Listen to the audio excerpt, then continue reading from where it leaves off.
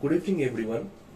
I am Dr. Anis Bhattacharya, one of the participants in the refresher course naming the Contemporary Trends in Bioscience organized by MMTTC HRTC Kumaun University.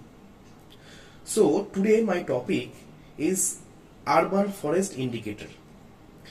Generally, we see that in every cases in biodiversity, there are some plants, those are very much sensitive to disturbance. In forest, the disturbance is mainly caused by habitat destruction and then the pollution, and after that cropland formation. Whatever it may be, the cause is due to anthropogenic disturbance. Sorry.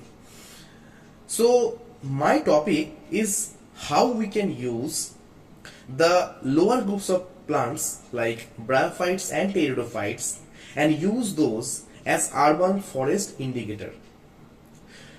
Generally, these lower groups of plants are very much sensitive to any kind of disturbances in forest. Though there are some plants, like if I can take example of Bryophyte as Hyophylla, and if I take an example of Pteridophytes like Pteris vittata or Crystalla dentata, these kinds or these plants are basically very much resistant to disturbance, and you can find these three plants in your nearby surroundings, in your urban areas.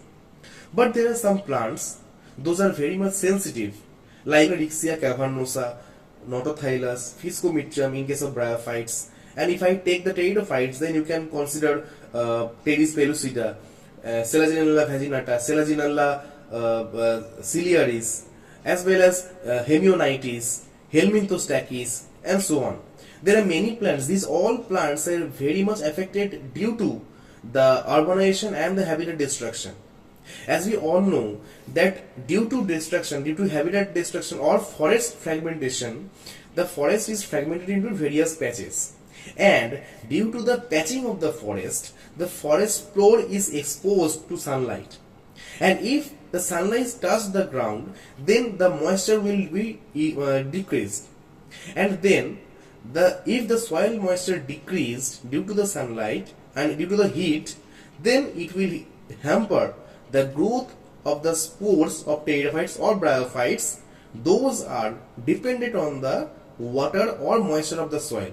And we all know that pteridophytes are those kinds of plants, those need fertilization in the prothallus to move towards the next generation. So we need to identify those kinds of plants, those are very much sensitive to the habitat destruction or fragmentation of forest, and then we have to identify those, we have to conserve them so that it can help us to protect the forest, to conserve the forest. As we all know that individual plant, each and individual plant those are present in the forest are equally important for forest ecosystem. And Pteridophytes and Bryophytes, basically lower groups of plants, are very much important for forest ecosystem. So urban forest indicator, if we take some plants as urban forest indicator, then we can easily conserve a forest or any kind of semi-natural or natural forest that consists a huge diversity and it can be a huge diversity rich flora that consists huge diversity of pteridophytes and bryophytes and other groups of plants. So that's all, my friends. This is my topic for the refresher course. Thank you.